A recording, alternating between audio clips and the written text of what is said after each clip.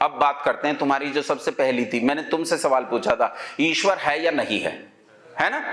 अब बात करते हैं। अच्छा आधा आधा काम बांट लेते हैं। सर्वज्ञ सिद्ध किया, सिद्ध हुआ कि नहीं? चेतन सिद्ध हुआ कि नहीं? तो सारा काम मैं ही करूंगा, कुछ तुम भी करो।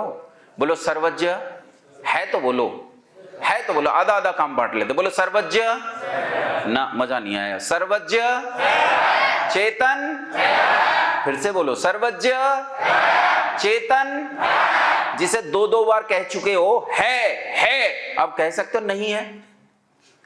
अरे जब उसकी सर्वज्ञता को सिद्ध किया तब भी उसका अस्तित्व सिद्ध किया, और जब उसका चैतन्य सिद्ध किया तो भी उसका अस्तित्व सिद्ध किया। तो बोलो है कि नहीं है? और सुनो, कोई माने तब भी है और कोई ना माने।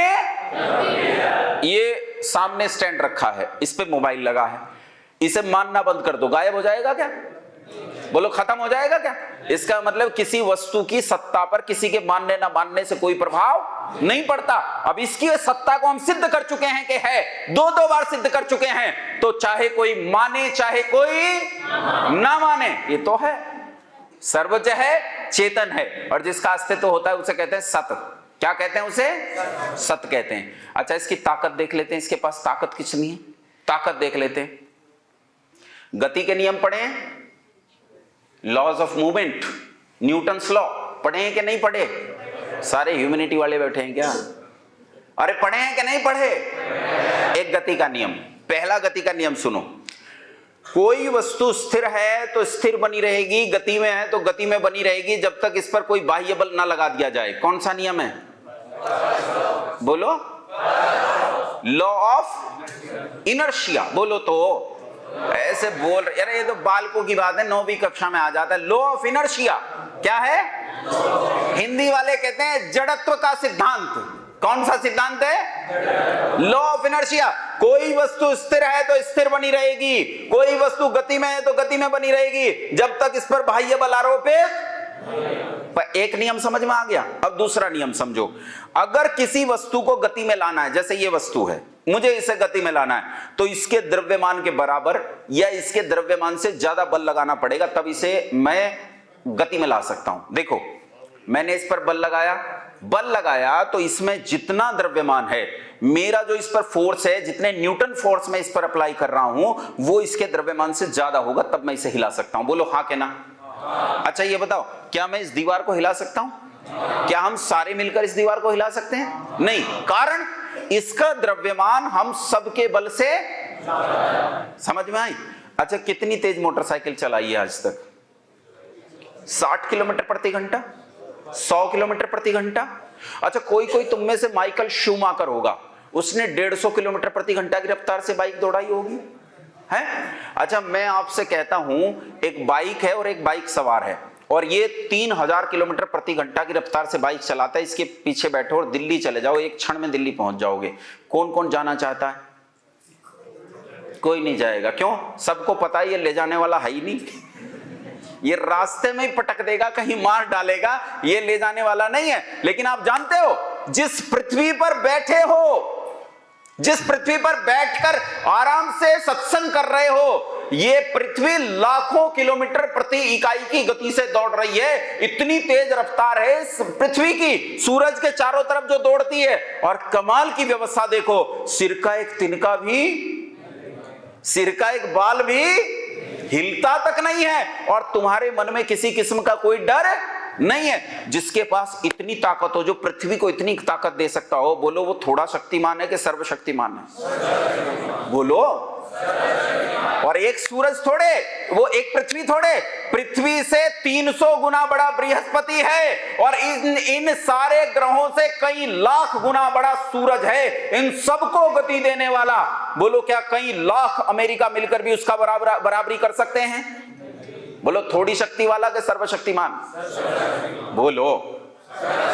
इसे भी समझो, सर्वशक्तिमान किसे कहते हैं, इसे अच्छे से समझो। अगर ये बात तुम्हारी समझ में आ गई तो गारंटी लेता हूं, दुनिया में कोई भी ढकोसलेबाज, कोई भी नाटकबाज, पाखंडीबाज तुम्हें बहका नहीं पाएगा।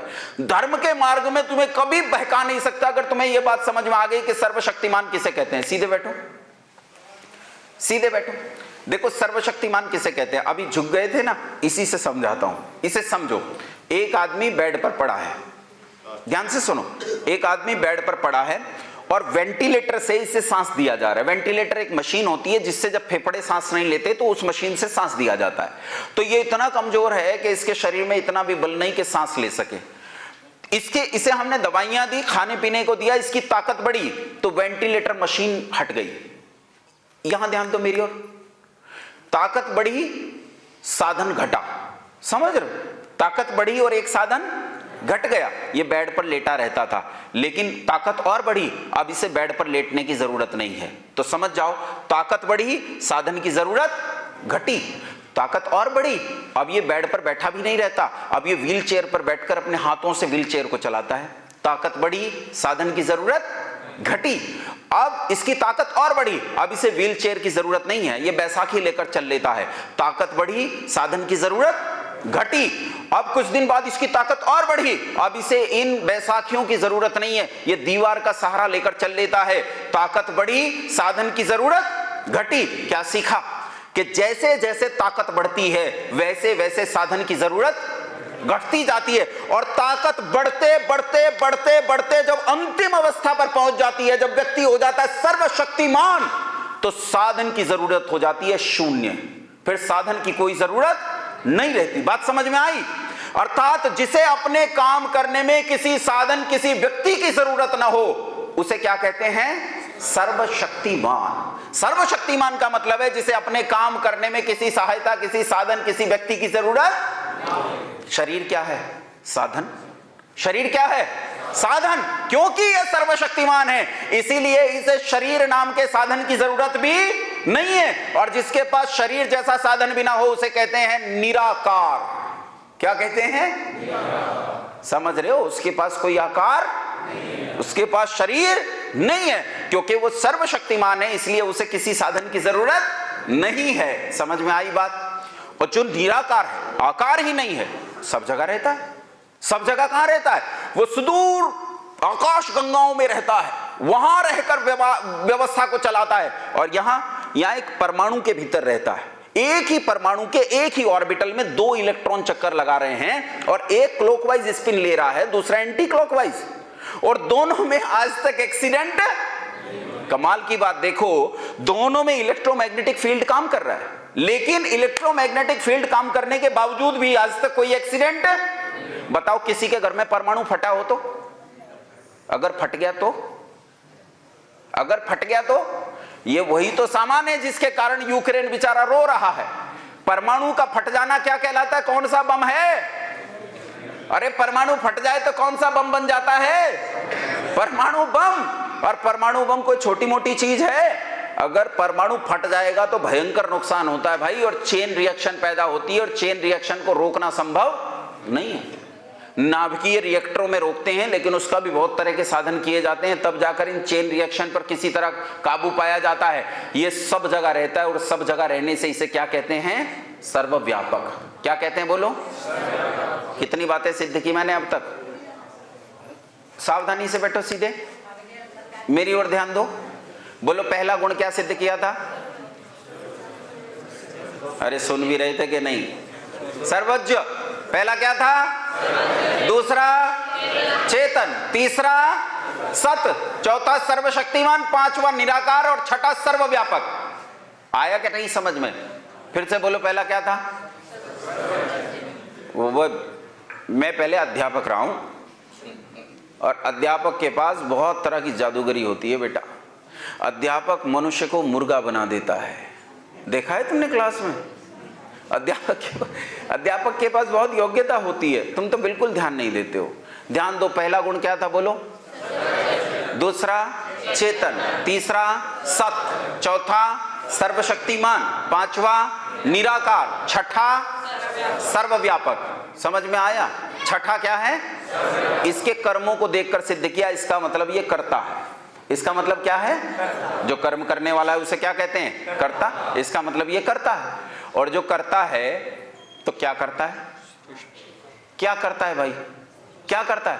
लोग कहते हैं इसकी मर्जी के बिना पत्ता नहीं हिलता। ये झूठी बात है, ये झूठी बात है। ये किसी माँ की रोटी नहीं बनाता, ये ऐसा भी नहीं करता कि पड़ोसी की दीवार गिर जाए, ये भी नहीं सोचता कि पड़ोसी का कटड़ा मर जाए, ये बात सुनकर वो तुम्हारी भैंस को मारे या कटड़े को मारे, ये काम नहीं करता है ये। फिर ये क्या करता है, क्या करता है? ये केवल 5 काम करता है, इसके अपने काम हैं और केवल 5 काम है। पहला काम, सृष्टि का निर्माण करता है। मेरी ओर ध्यान दो। अरे कोई बात नहीं, वो बड़ा विस्मय में है बालक बीच में एक। हाँ, क्यों इतने विस्मय में? वो ऐसा हो जाता है भाई। यहां ध्यान दो। पहला गुण क्या है? पहला काम क्या है इसका?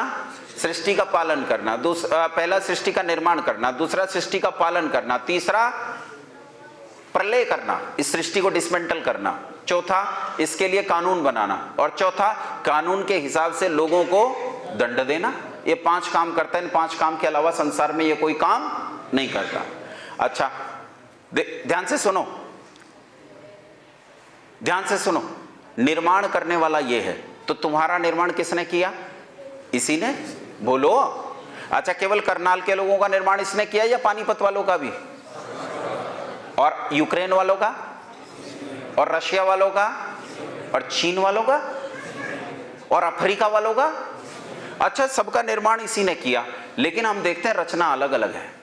अगर फैक्ट्री एक है तो उत्पाद भी कैसे होने चाहिए, लेकिन ये तो अलग अलग है।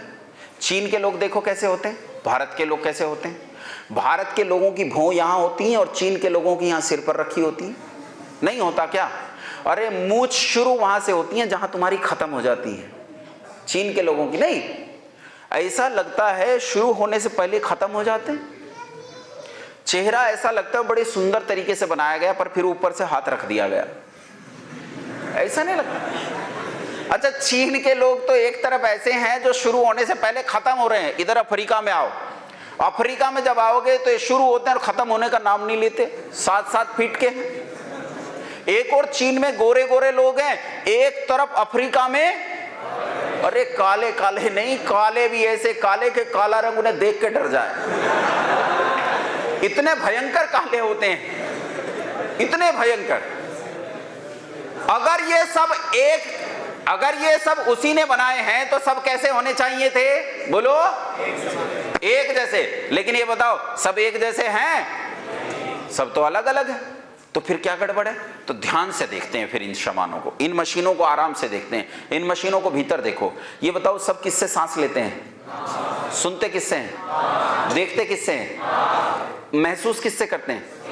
त्वचा से। किससे महसूस करते हैं? स्वाद किससे लेते हैं? अच्छा ये बताओ, हम तो नाक से सांस लेते हैं और पाकिस्तान के लोग उंगलियों से सूंघ लेते हैं? नहीं, पाकिस्तान में भी नाक से ही सांस लेते हैं, और अफ्रीका में वो भी नाक से ही सांस लेते हैं। और अफ्रीका के लोग किससे देखते हैं? आंख से। और चीन के लोग?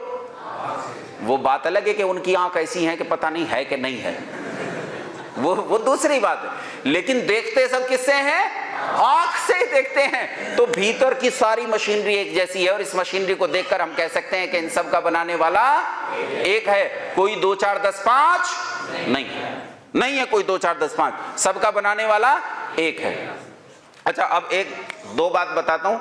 एक का चयन तुम्हें करना है, सीधे होकर बैठो, और एक का चयन करना। देखो 2 राजा हैं, एक नंबर 1 राजा, एक नंबर 2 राजा। एक नंबर 1, एक नंबर 2। ये जो नंबर 1 राजा है ये बहुत बुद्धिमान है, ताकत भी बहुत है इसके पास, लेकिन ये स्वार्थी है। 3 बातें बताई मैंने, फिर से सुनो। बुद्धिमान है बहुत, ताकतवर बहुत है, और ये स्वार्थी है। ये राजा अपनी प्रजा के साथ न्याय करता है। अब ये दूसरा राजा बुद्धिमान है, शक्तिमान है, लेकिन निस्वार्थी है। बताओ इन दोनों राजाओं में सही में न्याय कौन करेगा? दूसरा राजा। क्यों? क्योंकि न्याय करने के लिए क्या चाहिए? निस्वार्थपन। क्या चाहिए? पहली बात सुनो, न्याय करने के लिए सबसे पहली जरूरत है बुद्धि की। बिना बुद्धि के कोई न्याय। जज का सिलेक्शन होता है कि नहीं? जज की रिटन परीक्षा होती है, इंटरव्यू होता है, एसएसबी होता है, प्री होता है, मेंस होता है, फिर एसएसबी होता है, और तब जज को कुर्सी पर बिठाया जाता है। इसका मतलब बुद्धिमान लोगों का चयन किया जाता है, पागलों को ढूंढकर कोई जज नहीं बनाता। तो इसका मतलब न्याय करने के लिए सबसे पहली जरूरत किस चीज की है? बोलो। और दूसरी जरूरत शक्ति की, और तीसरी जरूरत है निस्वार्थपन की। तीसरी जरूरत किस चीज की है? निस्वार्थपन की। ये तीनों चीजें जब मिल जाती हैं तो समझ जाओ कि व्यक्ति न्यायकारी है। अच्छा, जिसकी चर्चा हम कर रहे हैं, मेरी ओर ध्यान दो, जिसकी चर्चा हम कर रहे हैं ये बुद्धि में कैसा है? सर्वज्ञ। बुद्धि में कैसा है? शक्ति में कैसा है? सर्वशक्तिमान। और ये बताओ, जो सारी चीजों को बनाकर उनके बाहर भीतर ओतप्रोत हो रहा हो, क्या उसका अपना कोई स्वार्थ होगा? स्वार्थ नहीं तो बोलो न्यायकारी होगा क्या? न्यायकारी। बोलो कैसा होगा? न्यायकारी किसे कहते हैं? न्यायकारी उसे कहते हैं कि जो जैसा करे उसे वैसा ही फल दे, इसी का नाम क्या है? न्यायकारी। लेकिन अगर कोई 2 बकरों की बलि लेकर माफ कर दे, 50,000 रुपए की रिश्वत लेकर माफ कर दे, या 5.25 रुपए का प्रसाद खाकर माफ कर दे, क्या ऐसा व्यक्ति न्यायकारी हो सकता है? ऐसा न्यायकारी नहीं, रिश्वतखोर होता है। ऐसा क्या होता है? रिश्वतखोर होता है। पंडित जी आदि से हम सुनते चले आए मंच पर, बचपन से आज तक सुनते चले आए, कहते हैं मेरे दाता के दरबार में सब लोगन कर खाता, जिसकी जैसी करनी वैसा ही फल पाता, मेरे दाता के दरबार में सब लोगों का खाता। उसे कहते हैं वो न्यायकारी है, और न्यायकारी संसार में किसी को माफ नहीं करता। अच्छा मेरी ओर ध्यान दो, और एक बस ये एक आखिरी बात बताओ मुझे, एक आखिरी बात बताओ मुझे, अगर ये 50,000 रुपए की रिश्वत लेकर हत्यारे को छोड़ दे तो जिसकी हत्या हुई है उसके साथ न्याय हुआ या अन्याय? अगर पत्नी के सिफारिश करने से छोड़ दे, मान लो पत्नी ये कही ये पड़ा तेरा कुंडी सोटा, या तो मेरी बात मान, नहीं तो मैं चली अपने धाम, है मतलब अपनी भांग जिस पे गुटवानी गुटवा ले, मेरी बात माननी पड़ेगी, मेरी बात नहीं मानेगा तो काम नहीं चलेगा। अगर पत्नी के सिफारिश करने से ये किसी हत्यारे को छोड़ दे तो जिसकी हत्या हुई है उसके साथ न्याय हुआ क्या? न्याय। बोलो।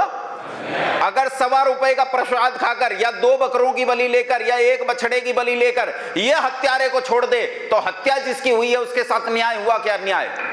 अब एक आखिरी बात और बता दो, इसे सच में पश्चाताप हो गया, जिसने हत्या की है, हत्यारा जो है, इसे सच में पश्चाताप हो गया, मन के भीतर इसे पता लगा कि मैंने बहुत बड़ी गलती की है और जिंदगी में ये आखिरी गलती है, इसके बाद ऐसी गलती नहीं करूंगा, और इसे सच्चा पश्चाताप हुआ है, ये बात जज को पता लग गई कि सच्चा पश्चाताप है। अब सच्चा पश्चाताप होने के बाद भी, इसके सच्चे पश्चाताप को देखकर भी जज अगर हत्यारे को माफ कर दे तो मुझे बताओ जिसकी हत्या हुई उसके साथ न्याय हुआ क्या? अन्याय। उसके साथ अन्याय। इसका मतलब यह है माफी किसी भी सूरत में, ऐसी कोई किताब जो ये कहती हो कि तुम्हें तुम्हारे गुनाहों से मुक्ति मिल जाएगी, तुम्हें तुम्हारे गुनाहों से माफी मिल जाएगी, ऐसी हर किताब झूठ बोलती है, झूठ बोलती है, झूठ बोलती है। ऐसा हर व्यक्ति जो तुम्हें यह कहता है कि मेरे पास आओ, तुम्हारे कान में नामदान दूंगा और तुम्हें सारे गुनाहों से मुक्ति मिल जाएगी, मुझे फॉलो करना शुरू करो और तुम्हारे सारे पापों से मुक्ति दे दूंगा, बोलो सच बोलता है कि झूठ बोलता है? झूठ बोलता है, हर सूरत में झूठ बोलता है। गुनाहों की कोई माफी, गुनाहों का होता है दंड, गुनाहों का होता है पनिशमेंट, और जो पनिशमेंट देता है उसे क्या कहते हैं? न्यायकारी। ये कैसा है? न्यायकारी। और उसका ये न्याय सब पर एक जैसा बरसता है, इसलिए उसे कहते हैं दयालु। उसे क्या कहते हैं? दयालु। शास्त्री जी मेरा समय पूरा हो गया? अच्छा वैसे अभी समय पूरा नहीं हुआ, अभी तो मेरी आधी उम्र आई है, अभी और चलना है, लेकिन यूं समझो इस बात को कि वैसे समय पूरा हो गया है, लेकिन 5 मिनट में 5 एक चीज और समझा देता हूं जल्दी से। मैंने कैसा सिद्ध किया था? बोलो, सर्वशक्तिमान के साथ सिद्ध किया था। इसका कोई आकार, बोलो इसका कोई आकार, आकार उसका नहीं होता जो परमाणुओं से मिलकर नहीं बनता, जो परमाणुओं से मिलकर, और जो परमाणुओं से मिलकर नहीं बनता बेटा उसका जन्म नहीं होता। उसका 10 हो गए थे अब तक, ये 11वां है। जिसका जन्म नहीं होता उसे कहते हैं अजन्मा। क्या कहते हैं उसे? अजन्मा कहते हैं। और जो अजन्मा है, जो जन्म ही नहीं लेता, क्या उसकी मृत्यु होगी? मृत्यु उसकी होती है जिसका जन्म होता है। इसका तो जन्म ही नहीं हुआ तो इसकी मृत्यु भी नहीं होती। तो जो अजन्मा है वो है अमर। वो कैसा है बोलो? अमर। अजन्मा है तो क्या होगा? अमर। कितने नंबर हो गए? 12। कितने गुण हो गए? 12। 13वां, जिसका जन्म नहीं होता उसकी कोई शुरुआत नहीं है, और जिसकी शुरुआत नहीं उसे कहते हैं अनादि। क्या कहते हैं उसे? और जिसका आदि नहीं है उसका अंत नहीं होता, इसलिए उसे कहते हैं अनंत।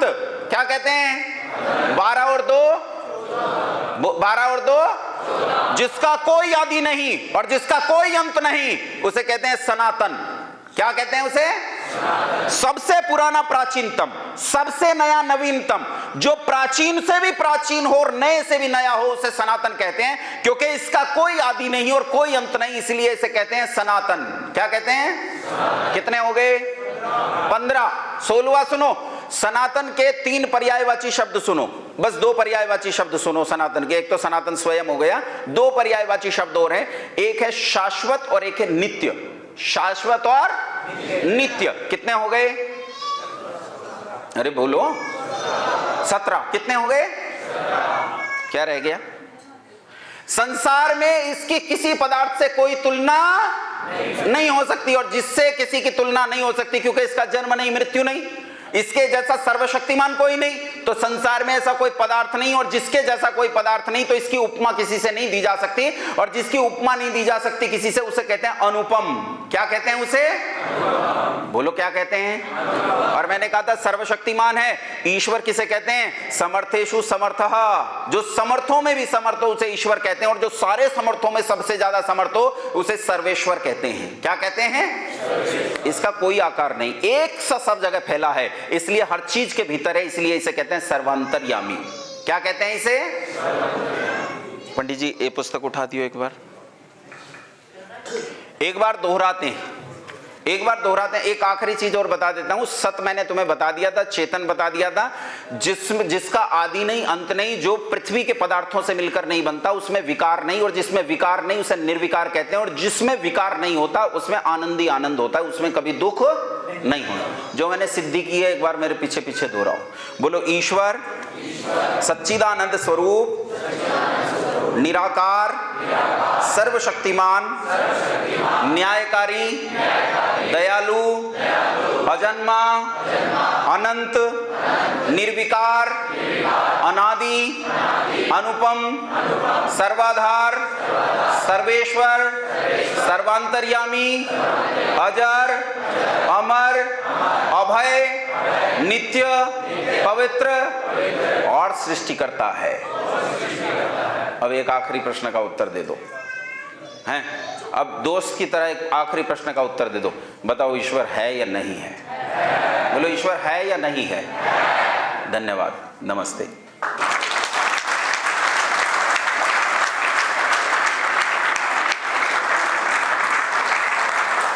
तो 2 मिनट के लिए बैठेंगे, 2 मिनट के लिए बैठेंगे। बहुत ही सुंदर